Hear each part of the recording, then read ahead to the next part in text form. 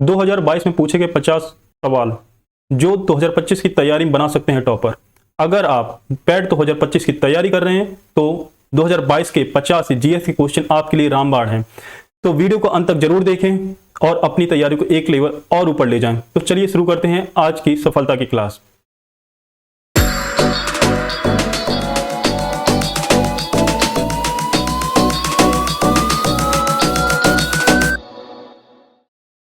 Hello दोस्तों, मेरा नाम है हरिओम राजपूत और आप लोग देख रहे हैं सफलता विद हरिओम चैनल को। तो दोस्तों, इससे पहले हम लोग जो आज प्रैक्टिस सेट करने वाले हैं, इससे पहले हम लोग 2023 के सभी प्रैक्टिस सेट जो कि पेपर में आए हुए थे चारों हम लोग कंप्लीट कर चुके हैं। तो आज हम लोग प्रैक्टिस सेट नंबर 5 है जो कि हमारा 2022 में आए हुए क्वेश्चन होंगे। ठीक है, और एक आप लोगों के लिए जानकारी ये है कि सफलता विद हरिओम चैनल पर एक टेलीग्राम ग्रुप बनाया गया है जहां पर जैसे आपको क्वेश्चन कोई पूछना हुआ करे तो वहां पर आप पूछ सकते हैं। जैसे कल ये लखन दुबे जो हैं भाई, इन्होंने क्वेश्चन पूछा कि पीडीएफ कहाँ मिलेगी, तो पीडीएफ आपको मैं यहाँ पे डाल दिया करूंगा। सफलता विद हरिओम चैनल है, या तो आप ये सर्च कर सकते हैं, और नहीं यदि सर्च कर सकते हैं तो वीडियो के डिस्क्रिप्शन में मैं ये लिंक दे दूंगा, आप वहां से जाके ज्वाइन कर सकते हैं। ठीक है, तो आपका ये आई होप जो क्वेश्चन है उसका आपको आंसर मिल गया होगा। तो आज हम लोग दोस्तों करने वाले हैं 15 अक्टूबर के 2022 में जो पेपर हुआ था शिफ्ट फर्स्ट में, उसमें जो क्वेश्चन पूछे गए थे तो आज वही हम लोग डिस्कस करने वाले हैं। तो सभी लोग तैयार हैं। और आज एक और बात है कि जो क्वेश्चन की संख्या रहेगी वो है 50 जीएस के जो क्वेश्चन रहेंगे। इसमें मैंने करंट के कुछ 4 से 5 क्वेश्चन हटा दिए हैं क्योंकि वो इस समय करंट के हिसाब से प्रासंगिक नहीं है। तो बेसिकली जो 50 जो क्वेश्चन हैं वो सभी लगभग आपके जीएस से ही हैं। तो और 50 में आपके कितने सही हैं ये आप लोग कमेंट जरूर करिएगा कि कितने आपके सही होते हैं। और क्लास में सबसे एक और बात कहना चाहूंगा, शुरुआत में ही मैं कह लेता हूं कि आप क्लास को ज्यादा ज्यादा शेयर कीजिए। यदि आपको लगता है कि हमारे लिए महत्वपूर्ण है या मुझे कुछ फायदा दे रही है तो आप क्लास को ज्यादा से ज्यादा शेयर कर सकते हैं अपने दोस्तों के साथ। ठीक है, तो शुरू करते हैं आज की क्लास। तो सभी लोग तैयार हैं? ठीक है, तो पहला क्वेश्चन आप सभी लोगों के लिए है कि पादप कोशिका भित्ति निम्नलिखित में से किससे बनी होती है? आपके पास ऑप्शन है ए ग्लूकोज, बी सेलुलोज, सी सुक्रोज और डी फ्रक्टोज। तो आपको बताना है कि पादप जो कोशिका भित्ति है वो किससे बनी होती है। राइट आंसर होगा आपका यहाँ पर बी सेलुलोज से बनी होती है। नेक्स्ट क्वेश्चन आप सभी लोगों के लिए है कि अगस्त 2022 में भारत की पहली अंडर वाटर मेट्रो का उद्घाटन निम्नलिखित में से किस शहर में हुआ था? आपके पास ऑप्शन है ए पुणे, बी कोलकाता, सी बेंगलुरु और डी हैदराबाद। आपका यहाँ पर सही जवाब होगा कोलकाता, हैदराबाद नहीं कोलकाता। कोलकाता में जो अंडर वाटर मेट्रो है उसकी जो नींव रखी गई थी 1972 में रख दी गई थी बनवाने की, प्रस्ताव रखा गया था 1972 में, और 1984 में बनवाने की नींव रख दी जाती है जो कि फिर उसके बाद बन जाती है लगभग 2022 में तैयार हो जाती है, शुरू कर दी जाती है। तो यहाँ पर राइट आंसर होगा आपका कोलकाता, बिल्कुल सही जवाब होगा। नेक्स्ट क्वेश्चन आप सभी लोगों के लिए है कि निम्नलिखित में से किस देश के वैज्ञानिक ने पहला कृत्रिम भ्रूण तैयार किया था? आपके पास ऑप्शन है A Israel, B USA, C Canada और डी चीन। तो इन चारों में जो आपसे कृत्रिम भ्रूण किसने तैयार किया था ये पूछा जा रहा है। आपके पास राइट आंसर होगा यहाँ पे इजराइल, बिल्कुल सही जवाब होगा। नेक्स्ट क्वेश्चन है कि प्रधानमंत्री नरेंद्र मोदी ने निम्नलिखित में से किस राज्य में IIBX मतलब Indian international bullion exchange launch किया है? किस राज्य में? बेसिकली ये होता क्या है, बुलियन एक्सचेंज जो मार्केट होता है यहाँ पे होता है क्या है, जो गोल्ड होता हो, सिल्वर होता हो, तो इन सभी लोगों जो गोल्ड और सिल्वर है इनका एक्सचेंज खरीद बिक्री की जाती है। तो ये कहां पे स्थापित किया गया है ये आपसे पूछा जा रहा है। आपके पास ऑप्शन है ए महाराष्ट्र, बी गोवा, सी गुजरात और डी उत्तर प्रदेश। तो यहाँ पे जो राइट आंसर होगा वो होगा गुजरात। ये बेसिकली 2022 में स्थापित किया जाता है, तो 2022 में इसी वजह से करंट का क्वेश्चन है। नेक्स्ट क्वेश्चन आप सभी लोगों के लिए है कि भारतीय सेना ने जुलाई 2022 में किस नामक एक अखिल भारतीय उपग्रह का अभ्यास का आयोजन किया? तो यहाँ पे जो उपग्रह संचार का अभ्यास पूछा जा रहा है, आपके पास ऑप्शन है ए स्पेस लाइट, बी स्काईलाइट, सी मूनलाइट और डी नन ऑफ दिस। तो यहाँ पे जो आपका राइट आंसर होगा वो होगा स्काईलाइट, बिल्कुल सही जवाब होगा। नेक्स्ट क्वेश्चन आप सभी लोगों के लिए है कि भारत के किन 2 शहरों के बीच आकाशा एयर की पहली उड़ान की उद्घाटन किया गया था? आपके पास ऑप्शन है ए चेन्नई से मुंबई, बी जबलपुर से दिल्ली, सी मुंबई से अहमदाबाद और डी अहमदाबाद से लखनऊ। तो यहाँ पे आपको जो राइट आंसर होगा वो होगा आपका मुंबई से अहमदाबाद आकाशा एयरलाइन ने अपनी पहली उड़ान की थी। नेक्स्ट क्वेश्चन आप सभी लोगों के लिए है कि आजादी का अमृत महोत्सव के तहत बढ़े चलो अभियान निम्नलिखित में से किस केंद्रीय मंत्रालय द्वारा शुरू किया गया था? तो बढ़े चलो जो अभियान है ये किस मंत्रालय के अंतर्गत आता है ये आपसे पूछा जा रहा है। आपके पास ऑप्शन है ए शिक्षा मंत्रालय, बी सांस्कृतिक मंत्रालय, सी गृह मंत्रालय और डी विदेश मंत्रालय। तो यहाँ पे जो आपका राइट आंसर होगा वो होगा आपका बी केंद्रीय मंत्रालय। नेक्स्ट क्वेश्चन है कि निम्नलिखित में से कौन सा भारत का पड़ोसी देश नहीं है? आपके पास ऑप्शन है ए म्यांमार, बी चाइना, सी यूएई और डी मालदीव। तो यूएई हमारा पड़ोसी नहीं है, राइट आंसर होगा सी। नेक्स्ट क्वेश्चन है निम्नलिखित में से किस आईआईटी ने भारतीय भाषा प्रौद्योगिकी को आगे बढ़ाने के लिए AI4 मतलब आर्टिफिशियल इंटेलिजेंस फॉर भारत में नीले कंदरी केंद्र की शुरुआत की? आपके पास ऑप्शन है A IIT Kanpur, B IIT Hyderabad, C IIT Bombay और डी आईआईटी मद्रास। तो यहां पे जो आपका राइट आंसर होगा वो होगा डी आईआईटी मद्रास, बिल्कुल सही जवाब होगा। नेक्स्ट क्वेश्चन है किस केंद्रीय मंत्री की अध्यक्षता में चंडीगढ़ में नशीली दवाओं की तस्करी और राष्ट्रीय सुरक्षा पर एक राष्ट्रीय सम्मेलन आयोजित किया था? आपके पास ऑप्शन है ए अमित शाह, बी स्मृति ईरानी, सी अनुराग ठाकुर और डी नरेंद्र मोदी। तो यहाँ पे आपको जो राइट आंसर होगा वो होगा अमित शाह। नेक्स्ट क्वेश्चन आप सभी लोगों के लिए है निम्नलिखित में से कौन सा राज्य भारत में पहला हर घर जल प्रमाणित करने वाला राज्य बना था? पहला कौन सा? आपके पास ऑप्शन है ए केरल, बी गोवा, सी राजस्थान, डी उत्तराखंड। तो यहाँ पे जो आपका राइट आंसर होगा गोवा, बिल्कुल सही जवाब होगा। साथ में दमन दीव। तो यहाँ पे जो पहला हर घर जल योजना है जिसके तहत प्रमाणित राज्य बना वो है आपका गोवा। नेक्स्ट क्वेश्चन आप सभी लोगों के लिए है कि अंतरराष्ट्रीय जैव विविधता दिवस किस तारीख को मनाया जाता है? आपके पास ऑप्शन है ए 1 अप्रैल, बी 22 मई, सी 15 दिसंबर और डी 10 नवंबर। तो आपका यहाँ पे जो राइट आंसर होगा वो 22 मई, बिल्कुल सही जवाब होगा। जितने भी इंपॉर्टेंट दिवस है वो मैंने पिछली क्लास में कंप्लीट किए हैं, आप जाकर उन्हें जरूर देखिएगा, क्योंकि एक क्वेश्चन दिवस से आना 101% तय है और एक क्वेश्चन आपका 5 ईयर प्लानिंग पंचवर्षीय योजना से आना 101% तय है। ठीक है, तो ये 2 क्वेश्चन तो आपके आने ही हैं, तो इसी वजह से इनको जाकर तैयार कर लीजिए। और पिछले वीडियो मैंने दिवस का बताया है कौन से इंपॉर्टेंट दिवस हैं, और उससे पहले एक मैंने 5 मिनट की शॉर्ट वीडियो बनाई है जिसमें आप पंचवर्षीय योजना का सभी देख सकते हैं। 12 पंचवर्षीय योजना, उनके बारे में उनका कौन सा मॉडल है, क्या उद्देश्य रखा गया था, उस 5 मिनट में मात्र 5 मिनट में मैंने डाल रखा है पंचवर्षीय योजना के बारे में। और साथ ही आज हम लोग डिस्कस करने वाले हैं नृत्य, जो लोक नृत्य होते हैं वो आज हम लोग डिस्कस करने वाले हैं। नेक्स्ट क्वेश्चन आप सभी लोगों के लिए है कि निम्नलिखित में से कौन सा विश्व का सबसे बड़ा नदी द्वीप है? आपके पास ऑप्शन है ए मानपुरा द्वीप, बी श्रीरंगम द्वीप, सी लुलु द्वीप और डी माजुली द्वीप। तो यहाँ पे द्वीप पहली बात होता क्या है, जैसे कि जो नदी है उसके बीच में जो उभार आ जाता है तो उस स्थल को द्वीप कहा जाता है। समुद्र में जैसे लक्षद्वीप हुआ, ठीक है, तो ऐसे ही नदियों का द्वीप यहाँ पर पूछा गया। नदी में जो नदी का द्वीप है, आसपास नदी पानी है और बीच में जो उभार आ जाता है वो द्वीप पूछा जा रहा है कौन सा है। तो विश्व का बड़ा कौन सा है भारत में? माजुली द्वीप। और किस नदी पर है? ब्रह्मपुत्र नदी पर, ब्रह्मपुत्र नदी पर है। और ये कहां पर है? असम में है। और कितना क्षेत्रफल? लगभग 352 वर्ग किलोमीटर का क्षेत्र है। ठीक है, तो यहां पे जो आपका राइट आंसर होगा वो डी, बिल्कुल सही जवाब होगा। नेक्स्ट क्वेश्चन है निम्नलिखित में से हंगरी की राष्ट्रीय मुद्रा क्या है?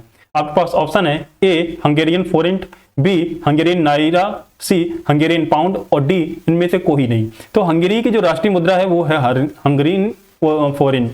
तो और एक और बात, हंगरी की राजधानी कौन सी होती है? बुडापेस्ट। और एक क्वेश्चन आपका आना है राजधानी से 101%। नेक्स्ट क्वेश्चन आप सभी लोगों के लिए है कि स्वतंत्रता के बाद भाषा के आधार पर बने भारत के पहले राज्य का नाम बताइए। आपके पास ऑप्शन है ए आंध्र प्रदेश, बी महाराष्ट्र, सी केरल और डी गोवा। तो भाषा के आधार पर आपका बना था आंध्र प्रदेश। कब बना था और क्यों बना था? पहले 1952 है, स्वतंत्रता के बाद 1952 में होता क्या है, पोटी श्री रामलू,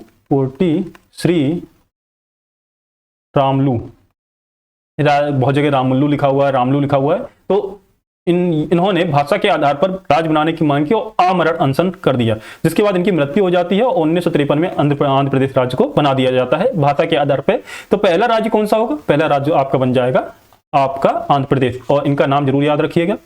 नेक्स्ट क्वेश्चन आप सभी लोगों के लिए है कि लोकसभा के पद धारण करने की न्यूनतम आयु कितनी है?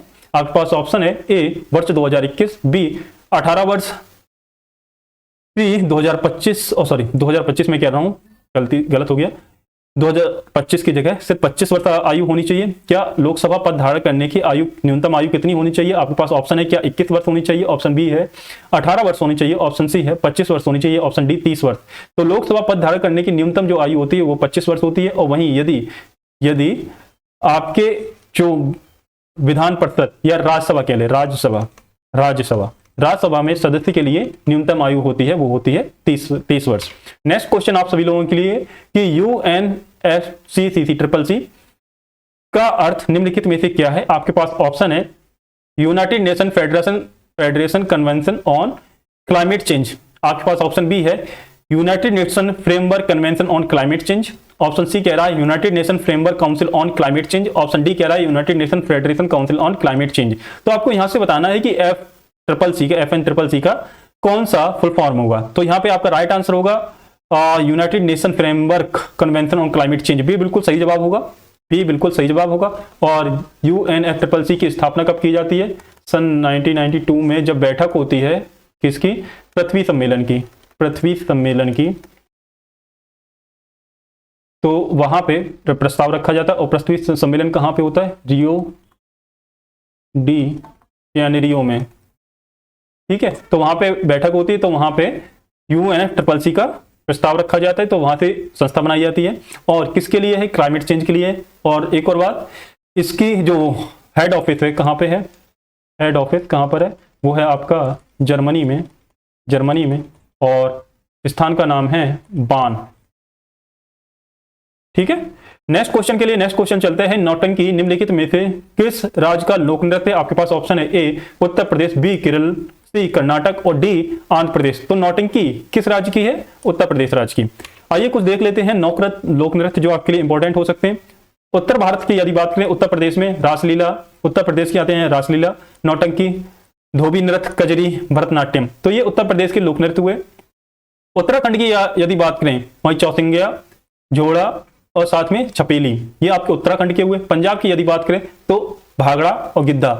हरियाणा की बात करें तो हरियाणा में फाग, घूमर और साई। हिमाचल प्रदेश की बात करें तो नाटी, कुलवी और छोहरा। और यदि जम्मू कश्मीर की बात करें, रौफ, भांड, पाथर और डामली।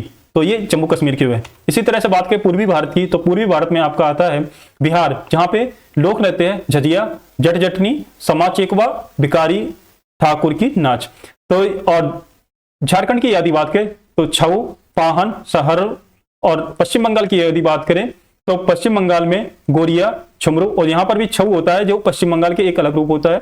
ओडिशा में कौन कौन से लोक नृत्य होते हैं? गोटीपुआ, रोपा, सांभलपुरी, छऊ।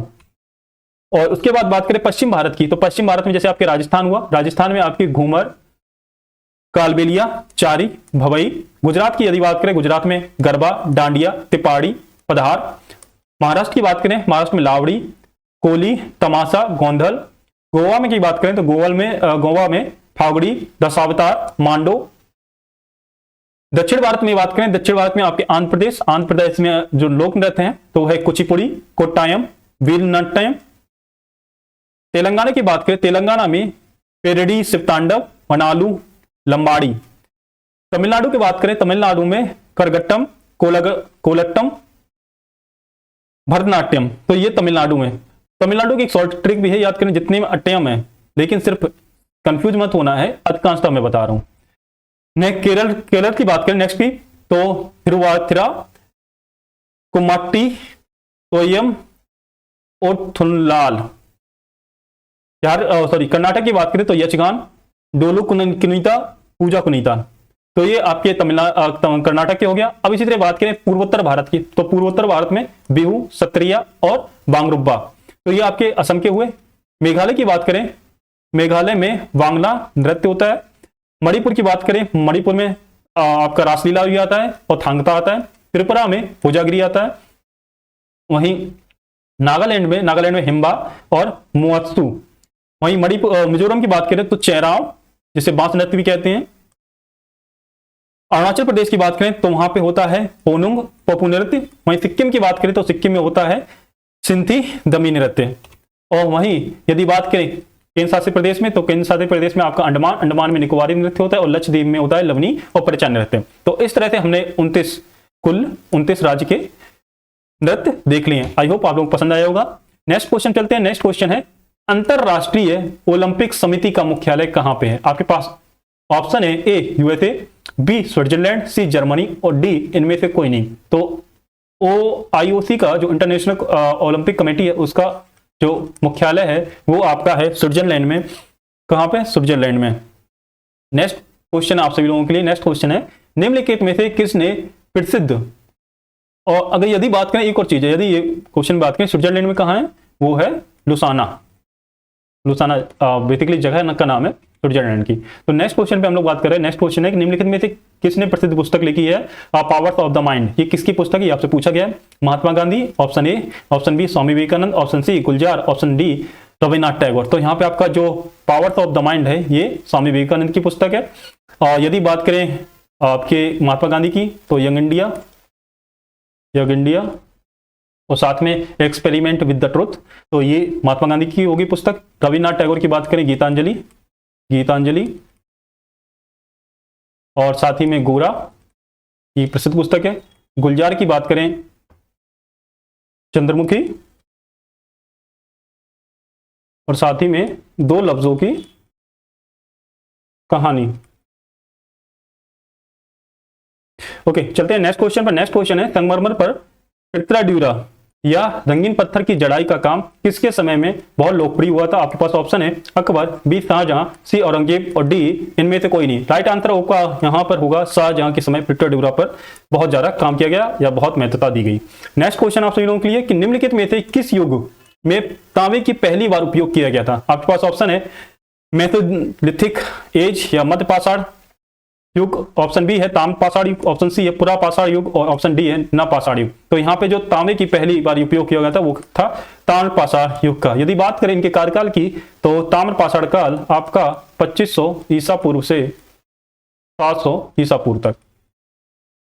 यही यदि बात करें पुरा पाषाण काल, पुरा पाषाण काल 25 लाख वर्ष पूर्व से 10,000 ईसा पूर्व तक। मध्य पाषाण काल के युग की टाइमलाइन की बात करें तो 10,000 ईसा पूर्व से 8,000 ईसा पूर्व। इसी तरह बात करें नव पाषाण युग की तो नव पाषाण युग का जो टाइमलाइन था वो था आपका 8,000 ईसा पूर्व से 2,500 ईसा पूर्व तक। ठीक है, तो आपको जो यहाँ पे राइट आंसर होगा वो होगा ताम्र पाषाण युग, और उनका यदि कार्यकाल की बात करें तो 2,500 ईसा पूर्व से 700 ईसा पूर्व तक।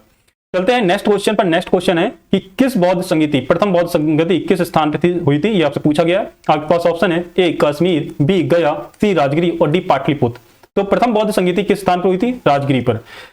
और साथ ही में यदि इनको याद करने की बात करें, कैसे याद किया जाए, इनकी भी मैं ट्रिक बताऊंगा। तो पहले देख लेते हैं कि कहां पर पहली बौद्ध संगीति होती है आपकी राजगीर में। उस समय जो कार्यकाल होता है वो होता है अजातशत्रु का। यहाँ कार्यकाल की बात करें किसका शासन चल रहा था, उसमें अजातशत्रु का शासन चल रहा था, और किसकी अध्यक्षता में होती है, वो महाकश्यप की अध्यक्षता में होती है प्रथम बौद्ध संगीति। वहीं सेकेंड बौद्ध संगीति की बात करें वो वैशाली में होती है, कालाशोक के कार्यकाल में होती है, और उसमें अध्यक्ष होते हैं वो होते हैं सब्बकामी। तीसरी बौद्ध संगीति की बात करें वो होती है पाटलिपुत्र में, अशोक के कार्यकाल में होती है, और उसके जो अध्यक्ष बनते हैं तीसरी बौद्ध संगीति के वो होते हैं मगोलीपुत्तिस। चौथी जो बौद्ध संगीति होती है वो होती है कुंडलवन या कश्मीर में, जो कि होती है कनिष्क के शासनकाल में, और उसके जो अध्यक्ष बनते हैं वो उसे कह सकते हैं अश्वघोष या वासुबंद। तो ये आपके 4 काल हो गए, 4 संगीति होती हैं। अब इनको याद करने का तरीका देख लेते हैं किस तरह से इनको याद किया जाए, इस तरह से इनको याद किया जाए, क्योंकि ये लगभग जितने भी कंपटीशन वाले एग्जाम होते हैं लगभग सभी में ये पूछा ही जाता है, डायरेक्टली या इनडायरेक्टली पूछा जाता है। तो इनको हम लोग देख लेते हैं किस तरह से याद कर सकते हैं। इसके लिए एक ट्रिक है, जैसे जगह की बात करें राजा वैशाली पाटलिपुत्र और कुंडलवन। तो राजा वैशाली पाटलिपुत्र कुंडल पहनता है। राजा कौन सी? प्रथम बौद्ध संगीति। वैशाली कौन सी? सेकंड बौद्ध संगीति। पाटलिपुत्र थर्ड बौद्ध संगीति, और कुंडलवन आपकी चौथी बौद्ध संगीति। तो इसको याद करने के लिए सीधी स्टेप है, राजा वैशाली पाटलिपुत्र कुंडल पहनता है। ठीक है, अब इनके किसके शासनकाल में? तो शासनकाल को हम लोग याद रख सकते हैं अका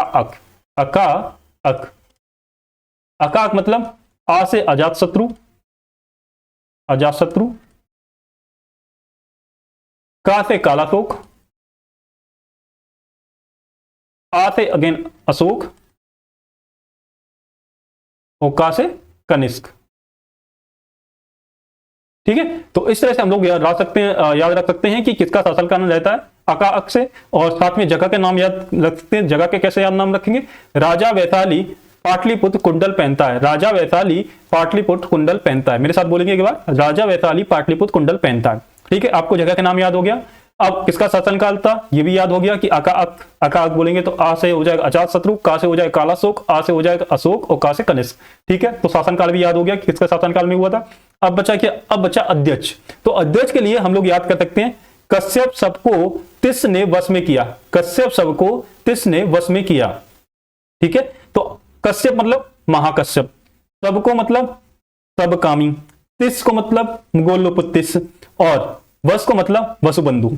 तो इस तरह से आप चारों किसके अध्यक्ष थे, कौन अध्यक्ष थे और कब अध्यक्ष थे, ये भी आपको याद हो गया होगा। तो इसको फिर से हमारे साथ बोलेंगे, कश्यप सबको तिस ने वश में किया। तो प्रथम बौद्ध संगीति के कौन अध्यक्ष हुए? कश्यप मतलब महाकश्यप। सबको मतलब सेकंड बौद्ध संगीति कौन हुए? आपके सबकामी। थर्ड बौद्ध संगीति के कौन से हुए? आपके मगोलपुत्तिस। मगोलपुत्तिस। वश में मतलब चौथी जो बौद्ध संगीति उसमें कौन आपके अध्यक्ष थे? आपके वसुबंध। तो आपने चारों बौद्ध संगीति याद कर ली, उनके अध्यक्ष याद कर लिए, किस जगह हुआ ये याद कर लिए, किसके शासनकाल में हुआ ये याद कर लिए। तो आपको ये याद हो गया होगा। चलते हैं नेक्स्ट क्वेश्चन पर। नेक्स्ट क्वेश्चन है, सभी लोग एक आप लोगों से विनम्र निवेदन है कि वीडियो को जो भी लोग देखें लाइक करें और कमेंट जरूर करिएगा कि क्लास आपको कैसी लग रही है, अच्छी लग रही है, बुरी लग रही है, जैसा भी हो आपका ईमानदारी से ऑनेस्टी के साथ आप कमेंट जरूर करिएगा। चलते हैं नेक्स्ट क्वेश्चन पर। नेक्स्ट क्वेश्चन है, निम्नलिखित में से कौन सा वह व्यक्ति जिसका नाम देवानाम प्रियदर्शी भी था? आपके पास ऑप्शन है ए मौर्य सम्राट चंद्रगुप्त, ऑप्शन बी मौर्य सम्राट अशोक, ऑप्शन सी गौतम बुद्ध और ऑप्शन डी भगवान महावीर। तो यहां पे जो देवानाम प्रियदर्शी जो नाम कई जगह अभिलेखों में, जैसे यदि बात करें मास्की अभिलेख हुआ, गुर्जरा अभिलेख हुआ, उन सभी में जो अशोक का नाम है वो देवानाम प्रियदर्शी भी लिखा हुआ है। तो यहाँ पे जो राइट आंसर होगा आपका अशोक बिल्कुल सही जवाब होगा। चलते हैं नेक्स्ट क्वेश्चन पर। नेक्स्ट क्वेश्चन है कि ईस्ट इंडिया कंपनी की स्थापना हुई थी तब भारत में निम्नलिखित में से किसका शासन था? आपके पास ऑप्शन ए गुप्त साम्राज्य का, ऑप्शन बी मौर्य सम्राट का, ऑप्शन सी मुगल सम्राट का, ऑप्शन डी शुंग सम्राट का। तो ईस्ट इंडिया कंपनी 1600 में आती है। उस समय आपके मुगल सम्राट में अशोक नहीं अकबर का शासनकाल चल रहा होता है और अकबर की मृत्यु कब होती है? 1605 में। तो इस तरह से अकबर के शासनकाल में आते हैं ईस्ट इंडिया कंपनी।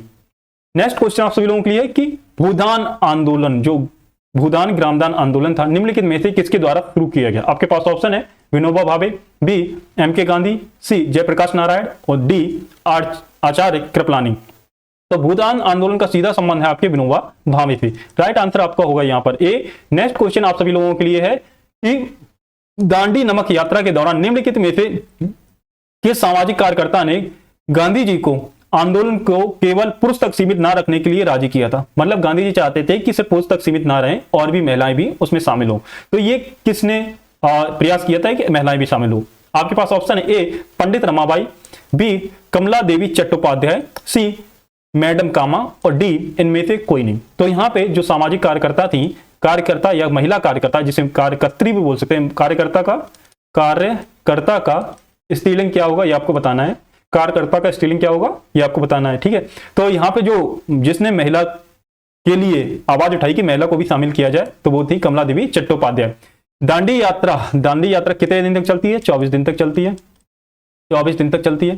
ठीक है, कितने अनुयायी होते हैं? 78 अनुयायी होते हैं, 78 अनुयायी होते हैं। ठीक है, तो यहाँ पे आपका दांडी नमक यहाँ पे दांडी जगह पर जाकर नमक हाथ में उठा, गांधी जी ने जो नमक करता और नमक उसको तोड़ते हैं नमक कानून को, तो इस वजह से नमक आंदोलन भी बोला जाता है, नमक और दांडी नमक यात्रा की बात भी की जाती है। तो यहाँ पे राइट आंसर हुआ आपका बी। चलते हैं नेक्स्ट क्वेश्चन पर। नेक्स्ट क्वेश्चन है कि सरकार ने निम्नलिखित में से किस अधिनियम के कारण बंबई से सिंध प्रांत को निर्माण किया था? बंबई से सिंध प्रांत का निर्माण हुआ था किस अधिनियम के तहत? आपसे पूछा गया है। आपके पास ऑप्शन है भारत स्वतंत्रता अधिनियम 1947, बी वेवेल योजना 1945, सी क्रिप्स मिशन और डी भारत सरकार अधिनियम 1935। तो सिंध से और मुंबई से सिंध प्रांत का निर्माण होता है वो होता है आपके भारत सरकार अधिनियम 1935। उसके बाद कब निर्माण होता है? 1937 में। 1937 में। नेक्स्ट चलते हैं नेक्स्ट क्वेश्चन पर। नेक्स्ट क्वेश्चन आप सभी लोगों के लिए, प्रसिद्ध जो युद्ध का नारा दिल्ली चलो किसने दिया था? आपके पास ऑप्शन है लाला लाजपत राय, बी सुभाष चंद्र बोस, सी भगत सिंह और डी चंद्रशेखर आजाद। तो यहाँ पे जो आपका राइट आंसर होगा वो होगा आपका दिल्ली चलो का जो नारा दिया था वो था सुभाष चंद्र बोस ने। और सुभाष चंद्र बोस ने कहां पे नारा दिया था? सिंगापुर में, क्योंकि वो उस समय INA इंडियन नेशनल आर्मी की कमान संभाले हुए थे। चलते हैं नेक्स्ट क्वेश्चन पर। नेक्स्ट क्वेश्चन है निम्नलिखित में से कौन जनसंख्या वितरण को प्रभावित करने वाला आर्थिक कारक नहीं है? आर्थिक कारक पूछा गया है। आपके पास ऑप्शन है ए शहरीकरण, बी खनिज, सी औद्योगिकरण और डी पानी की उपलब्धता। तो यहाँ पे आर्थिक जो कारण नहीं है वो होगा पानी की उपलब्धता, बिल्कुल सही जवाब होगा यहाँ पे। बाकी जो शहरीकरण हुआ, अर्बनाइजेशन, जो मिनरल्स हुआ, इंडस्ट्रियलाइजेशन हुआ, ये सभी आपके आर्थिक कारक हैं, जबकि पानी की उपलब्धता एक आर्थिक कारक नहीं है। नेक्स्ट क्वेश्चन है कि विश्व की सबसे ऊंची चोटी माउंट एवरेस्ट कहां पर स्थित है, किसके बीच में स्थित है, आपसे पूछा गया। आपके पास ऑप्शन है ए भारत और नेपाल के बीच, बी भारत और भूटान के बीच, सी नेपाल और तिब्बत के बीच और डी इनमें से कोई नहीं। तो यहाँ पे आपका बिल्कुल सही जो सही जवाब होगा वो होगा नेपाल और तिब्बत के बीच। राइट आंसर आपका बिल्कुल सी, बिल्कुल सही जवाब होगा। माउंट एवरेस्ट जो स्थित है आपके भारत में नहीं है, नेपाल और तिब्बत के बीच में स्थित है। नेक्स्ट क्वेश्चन है कि भारत में अक्टूबर की गर्मी का मुख्य कारण क्या है? आपके पास ऑप्शन है कि भारत में गंगा के मैदानी इलाकों में अल्प दाब तंत्र, उसकी वजह से। ऑप्शन बी कह रहा है उच्च आर्द्रता से जुड़ा उच्च तापमान। ऑप्शन सी कह रहा है निम्न वायु देख। ऑप्शन डी कह रहा है गर्म और शुष्क वायु। तो अक्टूबर की गर्मी का जो मुख्य कारण होता है वो होता है आपका उच्च आर्द्रता, मतलब हाई ह्यूमिडिटी हो जाती है, जिसकी वजह से उच्च आर्द्रता का कारण बनता है।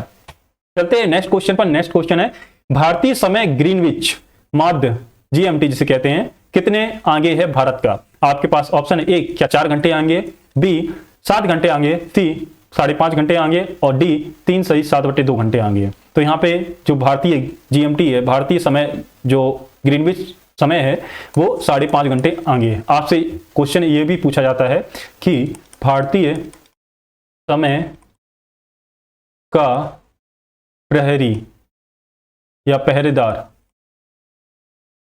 किसे बोला जाता है, ये आपको कमेंट करके बताना है। ये चलते हैं नेक्स्ट क्वेश्चन तक। नेक्स्ट क्वेश्चन आप सभी लोगों के लिए है कि निम्नलिखित में से किस नदी को बिहार का शोक कहा जाता है? आपके पास ऑप्शन ए दामोदर नदी, बी हुगली नदी, सी घाघरा नदी और डी कोसी नदी। तो बिहार का शोक किसे बोला जाता है? कोसी नदी को बोला जाता है।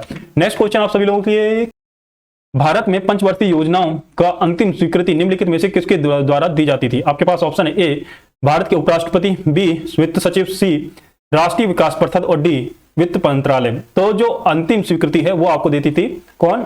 नेशनल डेवलपमेंट काउंसिल, राष्ट्रीय विकास परिषद, बिल्कुल सही जवाब होगा आपका। और स्थापना इसकी कब की जाती है? 1951 में ही इसकी स्थापना की जाती है। चलते हैं नेक्स्ट क्वेश्चन पर। नेक्स्ट क्वेश्चन है कि किसी भी विकासशील अर्थव्यवस्था के प्रारंभिक चरणों में अधिकांश गतिविधियां किस क्षेत्र से संबंधित होती है? आपके पास ऑप्शन है ए द्वितीयक, बी प्राइमरी प्राथमिक, सी तृतीयक या टर्सरी और डी सूचना प्रौद्योगिकी। तो जो विकासशील देश होते हैं वहां पे अधिकांश जो गतिविधियां होती है वो प्राथमिक क्षेत्र से होती हैं। जैसे प्राथमिक क्षेत्र का मतलब कृषि हुआ, खनन हुआ, तो ये आपका प्राथमिक क्षेत्र होता है। तो जो विकासशील होती हैं जितनी भी अर्थव्यवस्थाएं, जैसे भारत एक कृषि प्रधान देश है क्योंकि यहाँ पे विकासशील अर्थव्यवस्था है। यदि द्वितीय अर्थव्यवस्था की बात करें या द्वितीय की बात करें तो वहां पे क्या आता है? विनिर्माण क्षेत्र आता है। विनिर्माण क्षेत्र मतलब जहां पे इंडस्ट्रियल का काम आता है, जितनी भी इंडस्ट्री है वो द्वितीय क्षेत्र के अंतर्गत आएगी। तृतीय क्षेत्र की बात करें तो सेवा क्षेत्र या सर्विस इसको बोल सकते हैं, जिसमें आपका आता है बैंकिंग के कार्य, टीचर हुए, अरे जितने भी लोग सेवाएं दे रहे हैं, तो ये सभी आपके सेवा क्षेत्र में आएंगे या टर्सरी में आएंगे। प्राइमरी में आपका कृषि या खनन आएगा, द्वितीय में आपका विनिर्माण आएगा, टर्सरी में आपका बैंकिंग सेवा, ये सभी सारी चीजें आएंगी जो भी सेवा दे रहे हैं।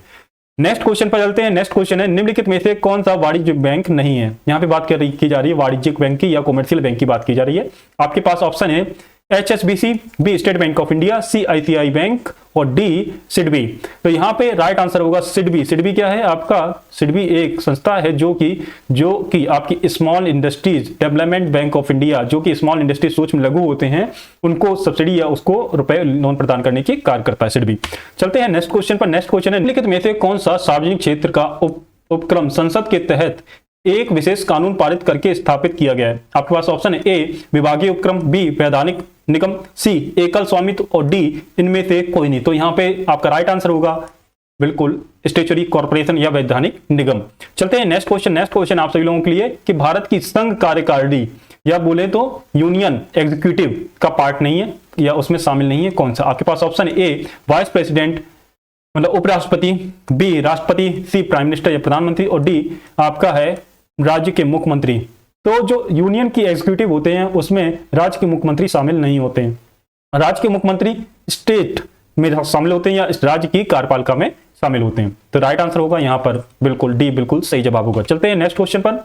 नेक्स्ट क्वेश्चन है आप सभी लोगों के लिए कि निम्नलिखित में से कौन सा अनुच्छेद भारतीय संविधान के सर्वोच्च न्यायालय की स्थापना के गठन के बारे में है। आपके पास ऑप्शन है 120, option B 118, option C 122, option D 124। तो यहाँ पे आपका राइट आंसर होगा वो होगा 124, जो कि आपके सुप्रीम कोर्ट की स्थापना के गठन के बारे में कहा गया है। यदि आपसे बात की जाए जो आर्टिकल 122 है, ये बात करता है कि संसद में जो भी कार्य, जो भी वक्तव्य होते हैं या जो भी एक दूसरे के बारे में होता है, संसद के अंदर सीमित है कि संसद के अंदर वहां पर एक दूसरे के ऊपर केस नहीं करेंगे। मतलब जो संसद ने बोला वो संसद तक सीमित है। संसद के अंदर जितनी भी एक दूसरे की बेइज्जती करनी है कर लो। यदि संसद के बाहर ये काम करेंगे तो मानहानि का केस हो सकता है। इसलिए ये बात की गई है 122 में। और 118 और 120, ये आपके 120 बात करता है आपके संसद में आपके जो कार्य की भाषा कौन सी होगी, ये बात करता है भाषा के बारे में। 118 बात करता है आपके कार्य के प्रबंध के बारे में बेसिकली। ठीक है, तो यहाँ पे आपका जो राइट आंसर होगा वो 124 सुप्रीम कोर्ट की स्थापना और गठन के बारे में बात करता है। और एक और बात, यदि क्वेश्चन पूछा जाए आपसे, क्वेश्चन चलिए आप कमेंट में करिएगा कि सुप्रीम कोर्ट की स्थापना कब की गई थी और किस अधिनियम के तहत की गई थी। ठीक है, तो आपको ये बताना है। और कहां पर पहली बार सुप्रीम कोर्ट बैठा था या किस जगह पे बैठा था, ये भी आपको बताना है। पहली बार सुप्रीम कोर्ट सुनवाई जो हुई थी वो कहां पर हुई थी, वो हुई थी आपकी दिल्ली में, जो संसद था उसी के बगल में हुई थी। ठीक है, अब आपको बताना है कि संसद जो सुप्रीम कोर्ट है उसकी स्थापना किस अधिनियम के अंतर्गत होती है और कब होती है, ये आपको कमेंट करके बताना है। ये सभी क्वेश्चन जो पूछे जा रहे हैं आपको कमेंट करना है। यदि आपको नहीं आते तो मैं कमेंट में दे दूंगा या फिर अगली वीडियो में दे दूंगा। ठीक है, चलिए नेक्स्ट क्वेश्चन आप सभी लोगों के लिए कि इनके पास ऑप्शन कह रहा है कि किसके पास मौलिक अधिकार को लागू करने की शक्ति है। मौलिक अधिकार को लागू करने की शक्ति किसके पास है, आपको राइट आंसर देना है। ए सर्वोच्च न्यायालय और हाई कोर्ट मतलब उच्च न्यायालय, ऑप्शन बी कह रहा है संसद सदस्य के पास, सी कह रहा है राष्ट्रपति के पास, और डी कह रहा है इनमें से कोई नहीं। तो जो मौलिक अधिकार इनको लागू करने की शक्ति है वो है सुप्रीम कोर्ट और हाई कोर्ट के पास। आर्टिकल कौन सा, आर्टिकल आपके सुप्रीम कोर्ट की बात की जाए तो 32, 32 और हाई कोर्ट की बात की जाए तो 226। और यदि बात की जाए आर्टिकल 32 को किस उपनाम से और जानते हैं, ये आपको कमेंट करके नाम बताना है कि आर्टिकल 32 बहुत महत्वपूर्ण है, इसके बारे में कईयों कथन है। तो आपको बताना है डॉक्टर भीमराव अंबेडकर ने आर्टिकल 32 के बारे में क्या कहा था, ये आपको कमेंट करके बताना है। चलते हैं नेक्स्ट क्वेश्चन पर। नेक्स्ट क्वेश्चन आप सभी लोगों के लिए कि भारत में राष्ट्रीय मानवाधिकार आयोग निम्नलिखित में से किस मंत्रालय के अधीन आता है। तो मानवाधिकार आयोग है जो ह्यूमन राइट्स कमीशन है वो किस मंत्रालय के अधीन आता है, क्वेश्चन ये है आपसे। आपके पास ऑप्शन ए गृह मंत्रालय, बी रक्षा विभाग, सी वित्त मंत्रालय और डी इनमें से कोई नहीं। राइट आंसर होगा आपका गृह मंत्रालय के अंतर्गत आता है राष्ट्रीय मानवाधिकार आयोग। नेक्स्ट क्वेश्चन आप सभी लोगों के लिए निम्नलिखित में से किसी केंद्र शासित प्रदेश में उच्च न्यायालय स्थापित करने का अधिकार है। आपके पास ऑप्शन है ए सर्वोच्च न्यायालय, बी संसद, सी राष्ट्रपति और डी इनमें से कोई नहीं। तो किसी भी राज्य या केंद्र शासित प्रदेश में हाईकोर्ट की स्थापना किसके द्वारा की जा सकती है, वो होता है संसद के द्वारा। राइट आंसर होगा आपका बी। चलते हैं नेक्स्ट क्वेश्चन पर। नेक्स्ट क्वेश्चन आपसे कह रहा है कि निम्नलिखित में से कौन सा वनस्पति रेशा नहीं है, मतलब नेचुरल जो फाइबर है वो कौन सा नहीं है। आपके पास ऑप्शन है ए जूट, बी कॉटन, सी नायलॉन और डी फ्लैक्स। तो यहाँ पे आपका राइट आंसर होगा फ्लैक्स एक कृत्रिम रेशा है या आर्टिफिशियल बनाया जाता है। तो यहाँ पे बिल्कुल सही जवाब होगा। बाकी जूट, कॉटन और फ्लैक्स ये आपके कृत्रिम नहीं, नेचुरल रेशे, नेचुरल फाइबर हैं। चलते हैं नेक्स्ट क्वेश्चन पर। नेक्स्ट क्वेश्चन है कि तारों का रंग निम्नलिखित में से किस पर निर्भर करता है। आपके पास ऑप्शन है ए दबाव पर, बी उसके तापमान पर, सी पृथ्वी से दूरी पर और डी वायु प्रदूषण पर। तो तारों का रंग है जो आपका डिपेंड करता है तापमान पर। तापमान पर मतलब जिसका तापमान सबसे कम होगा तो वो कैसा दिखाई देगा, लाल। सबसे कम का मतलब ये नहीं है कि बहुत कम है, सबसे कम का मतलब है 3000 डिग्री सेंटीग्रेड, उससे कम 3000 डिग्री सेंटीग्रेड उसके बराबर या उससे कम। ठीक है, और मध्यम की जैसे सूर्य की बात करें तो सूर्य का तापमान कितना है, जो कि मीडियम का है, ज्यादा तेज नहीं है, ये मिडिल में आता है, मध्य में आता है। और इसका तापमान लगभग कितना आ जाए 5500 डिग्री सेंटीग्रेड, 5500 डिग्री सेंटीग्रेड आता है। और यदि बात करें जो आपको बिल्कुल सही दिखाई दे, नीला दिखाई देता है, जो नीला दिखाई देता है उसका टेम्परेचर कितना होता है, जो कि आपका लगभग 50,000 के बराबर होता है, लगभग 50,000 डिग्री सेंटीग्रेड के बराबर होता है, वो आपको नीला रंग का दिखाई देगा। मतलब यह है कि जिसका तापमान सबसे ज्यादा होगा वो नीले रंग का दिखाई देगा, जिसका तापमान थोड़ा कम होगा उससे, जैसे सूर्य है अपना, तो उसका तापमान आपका 5,500 जो कि पीले रंग का दिखाई देगा, जैसे सूर्य हमारा पीला दिखाई देता है। और जिसका तापमान कम होगा, जो 3,000 डिग्री सेंटीग्रेड के आसपास होगा, उसका तापमान 3,000 डिग्री सेंटीग्रेड के आसपास होगा, वो लाल दिखाई देगा। चलते हैं नेक्स्ट क्वेश्चन पर। नेक्स्ट क्वेश्चन है, इनमें से कौन सी गैस ग्लोबल वार्मिंग के लिए जिम्मेदार है? आपके पास option A compressed natural gas, option B greenhouse gas, option C piped natural gas, option D oxygen. तो यहाँ पे आपसे पूछा जा रहा है जो आपके ग्लोबल वार्मिंग से संबंधित कौन सी गैस जिम्मेदार है। तो यहाँ पे आपका ग्रीन हाउस गैस बिल्कुल सही जवाब होगा, जिसके अंतर्गत आता है CO2, N2O और CFC क्लोरोफ्लोरोकार्बन। ठीक है, तो ये सारी गैसें आती हैं आपकी ग्रीन हाउस गैसें के अंतर्गत, जिसमें कार्बन डाइऑक्साइड हो गया, नाइट्रस ऑक्साइड हो गया, क्लोरोफ्लोरोकार्बन हो गया, नाइट्रोजन डाइऑक्साइड हो गया, सल्फर हाइड्रोजन सल्फाइड हो गया। तो ये सभी गैसें जो होती हैं, ये सभी आपके H2S जितनी भी हैं, ये सभी गैसें आपकी ग्रीन हाउस गैस के अंतर्गत आती हैं। नेक्स्ट क्वेश्चन आपके लिए है कि न्यूमोनिया मानव शरीर में निम्नलिखित में से किस स्थान को या किस अंग को प्रभावित करता है? आपके पास ऑप्शन है ए वक्र, बी लंग या फेफड़े, सी लिवर या यकृत और डी हार्ट। तो आपके क्या आंसर होगा? यहाँ पे निमोनिया जो प्रभावित करता है वो फेफड़े को प्रभावित करता है। तो इस तरह से आपके 50 क्वेश्चन कंप्लीट होते हैं और 2022 के जो पैट का पेपर शिफ्ट फर्स्ट का आया था वो आपके कंप्लीट होते हैं। और आपके इस 50 क्वेश्चन में कितने सही हुए ये जरूर कमेंट करके बताना है कि आपके कितने क्वेश्चन सही हुए, और जो क्वेश्चन पूछे गए हैं उनका आंसर जरूर देना है कमेंट में। और क्लास कैसी लगती है ये भी आपको बताना है, क्लास को ज्यादा से ज्यादा शेयर करना है।